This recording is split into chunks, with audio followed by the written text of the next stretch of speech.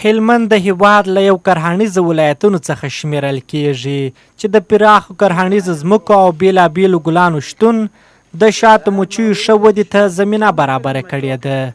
د شاتو مچیو روزل په دغه ولایت کې اوس په یو کاروبار بدل سوي چې نږدې 400 فرمونه په دغه ولایت کې جوړ سوي او هر کال ورڅخه په ذات اندازه شات په لاس راوړي. د شاتو مچیو روزونکي او فرم لرونکي وایي دا چې سږ کال ابي د ورښتونه زیات و نو له امله یې شاتو مچیو په زیاته اندازه تولید کړی دی.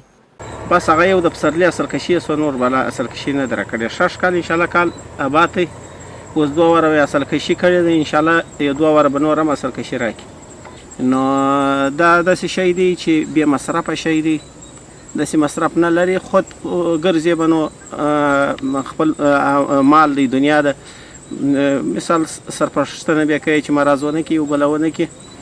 انشاءالله دا ډېر ښه شی دی، مفاد یې ډېر دی، مصرف نه لري. خو هلمند کې د شاتو مچیو د اتحادیې مسؤلین بیا د خالص اصلو لپاره د ځانګړي مارکیټ د نشتونه څخه شکایت کوي.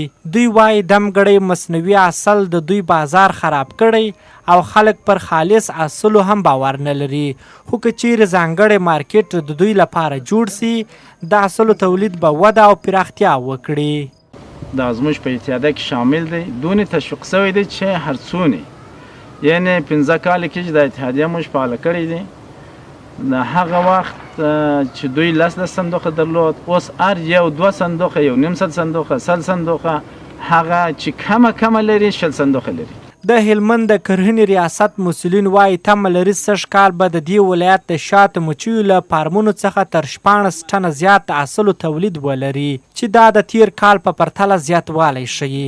دوی زیاتوي هڅه کوي شاتو مچیو لرونکو ستونزې حل او د دوی د تولید سوي شاتو لپاره یو ځانګړی مارکیټ جوړ کړي.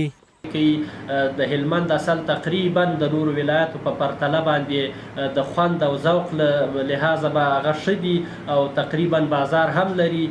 په 3-4 نمایشګاهو کې موږ دغه اصل له هېواده بیرون د زراعتي کاروباریانو په وسیله باندې لېږدولي دي. هلته په ښه بیه باندې په فروش رسېدلي دي.